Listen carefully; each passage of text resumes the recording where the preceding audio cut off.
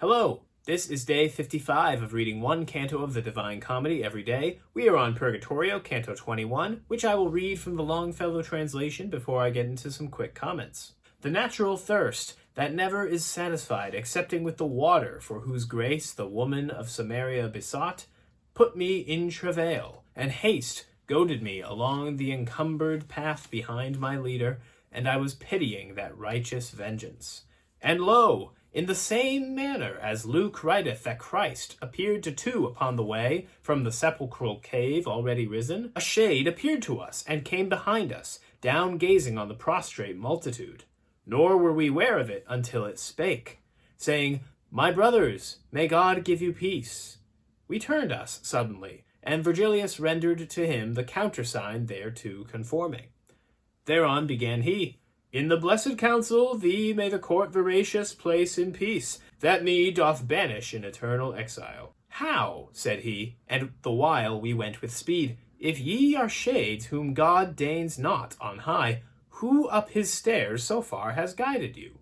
And said my teacher, If thou note the marks which this one bears, and which the angel traces, well shalt thou see he with the good must reign. But because she, who spinneth day and night, for him had not yet drawn the distaff off, which Clotho lays for each one and compacts, his soul, which is thy sister and my own, in coming upwards could not come alone, by reason that it sees not in our fashion.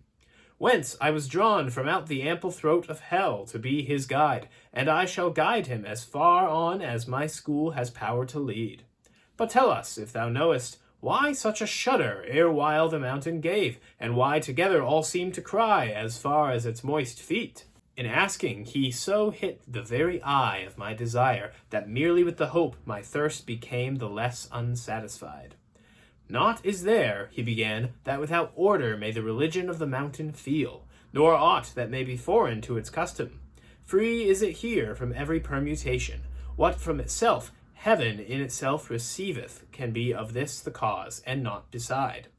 Because that neither rain, nor hail, nor snow, nor dew, nor hoarfrost any higher falls than the short little stairway of 3 steps. Dense clouds do not appear, nor rarefied, nor coruscation, nor the daughter of Thaumas, that often upon earth her region shifts. No arid vapor any farther rises than to the top of the 3 steps I spake of, whereon the vicar of Peter has his feet.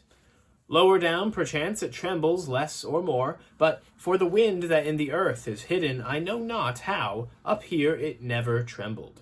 It trembles here whenever any soul feels itself pure, so that it soars or moves to mount aloft, and such a cry attends it.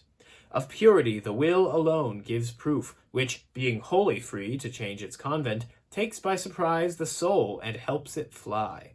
First it wills well, but the desire permits not, which divine justice with the self-same will there was to sin upon the torment sets. And I, who have been lying in this pain 500 years and more, but just now felt a free volition for a better seat.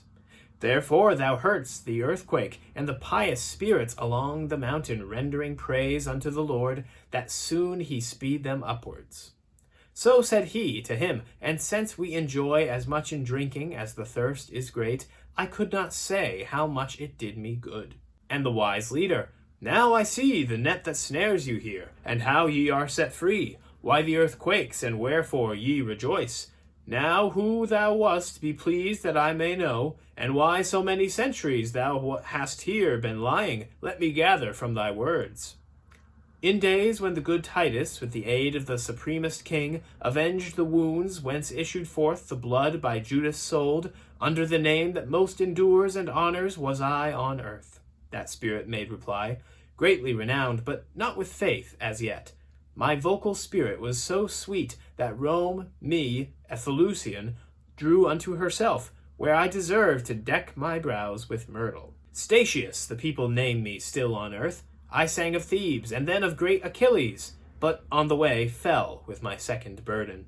The seeds unto my ardor were the sparks of that celestial flame which heated me, whereby more than 1,000 have been fired.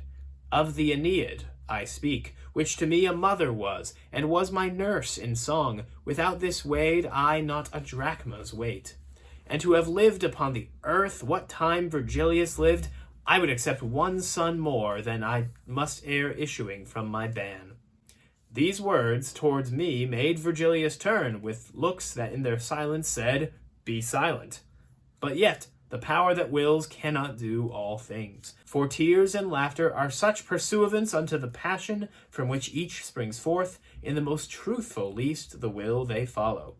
I only smiled, as one who gives the wink, whereat the shade was silent, and it gazed into mine eyes, where most expression dwells. And, as thou well mayest consummate a labour so great, it said, Why did thy face just now display to me the lighting of a smile?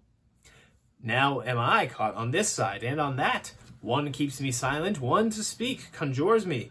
Wherefore I sigh, and I am understood. Speak, said my master, and be not afraid of speaking, but speak out, and say to him what he demands with such solicitude. Whence I, Thou peradventure marvellest, O antique spirit, at the smile I gave, but I will have more wonder seize upon thee. This one, who guides on high these eyes of mine, is that Virgilius, from whom thou didst learn to sing aloud of men and of the gods.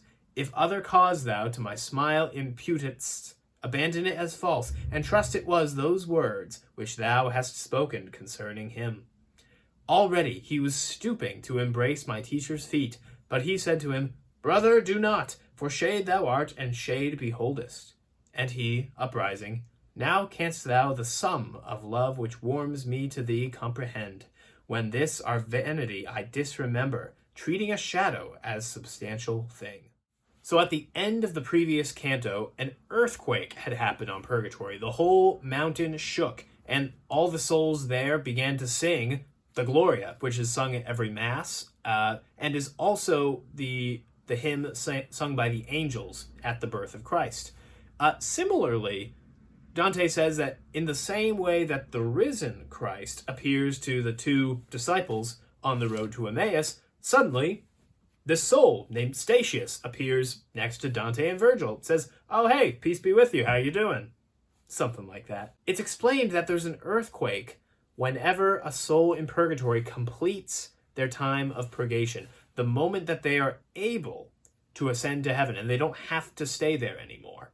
Apparently, that just so happened to happen to Statius right now, here on the mountain while Dante was here. Quite incredible luck, especially considering who Statius is. He is a famous poet, a famous classical poet who wrote, as he said, about Thebes and of Achilles, the Thebaid and the Achilleid. The Achilleid I only recently heard about, but apparently it's an unfinished work of his. But anyways, Statius has been inspired by Virgil and his writings his whole life and wanted nothing more than to live at the same time as him so he could spend time talking to him.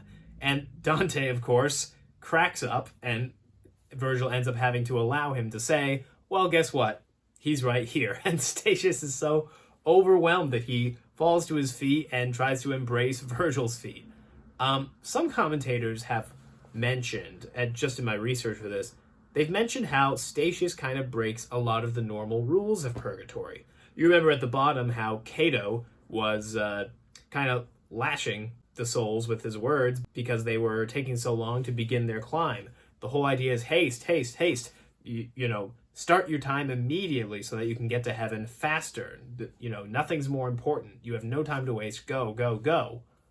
Whereas Statius says, oh, well, gee, I just became worthy of heaven, and what am I going to do? I'm going to dilly-dally here. I'm going to see who these people are, what they're doing, and oh boy, if I could have spoken to Virgil, I would take another whole year on the mountain of purgatory. It's all against the expectation that we've been led to accept here. I would argue that this isn't so much Dante breaking the rules as it is a reflection of the condition of Statius's soul now that he's, officially worthy of heaven. And that is, he now has eternity in his possession. And so, time doesn't really matter to him anymore. He can do as he pleases. He's in no rush anymore, for he has eternity. But all this is missing the bigger question, which is, Statius was a pagan. How did he get here? And more than that, he lived not only after Virgil, but also after Christ. So he wasn't around for when Christ descended into hell. So how did he get here? How did he learn about Christ a mere 10 years after his death? Dante will perhaps give us an explanation, but we'll see. That's all for today, though. I'll see you tomorrow.